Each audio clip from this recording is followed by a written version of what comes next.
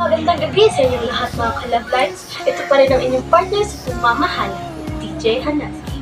Dito sa Pag-ibig at Peace. Kasama niyo ako hanggang hating gabi. Handa makinig sa inyong mga kwento ng kilig, ligaya, at minsan lungkot din. Mukhang may tumatawag na. Sino kaya ito? Hello po, DJ Hanaski. Tawagin niyo lang po akong Michelle. Medyo nahihiya po ako, pero gusto ko lang humingi ng payo tungkol sa asawa ko. Hi, Michelle. Walang dapat ikahiya. Nandito ako para makinig. Ano bang nangyari sa inyong mag-asawa? Kasi po, DJ, lately, parang nawawala po yung dating kilig. Palagi na lang po kami nag-aaway. Tapos, parang ang layo ng loob namin sa isa't isa. Minsan, iisip ko na lang, mahal pa ba niya ako? Well, normal ang ganyan lalo na sa matagal ng pagsasama. Pero may tanong ako sa'yo. Ikaw ba? Mahal mo pa rin ba siya gaya ng dati? Naman po, kahit ganito yung sitwasyon, mahal na mahal ko po pa rin siya.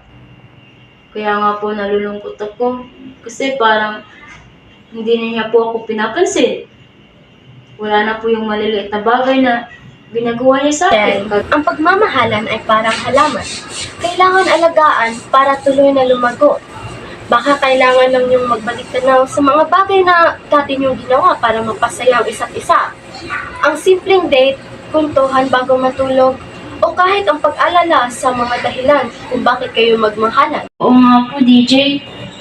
Siguro napabayaan na rin namin yung mga maliliit na bagay na yun dahil sa dami ng aming iniisip at ginagawa.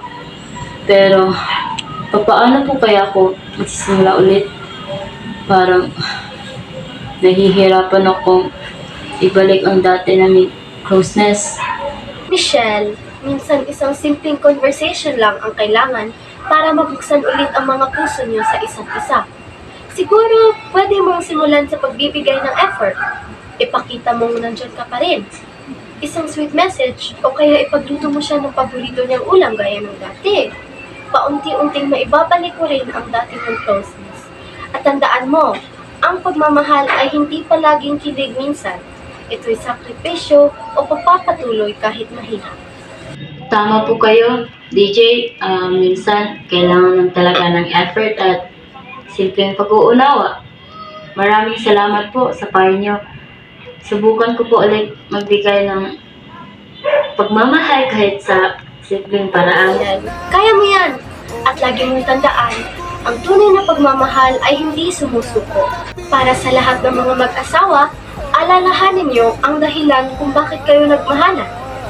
Ang mga pagsubok ay normal, pero ang pagmamahal na totoo ay kayang lampasan ng lahat. Ito si DJ Hanaski, palaging nandito para makinig at tumulong sa inyong kwentong pag-ibig. Hanggang sa susunod nating pag-uusap.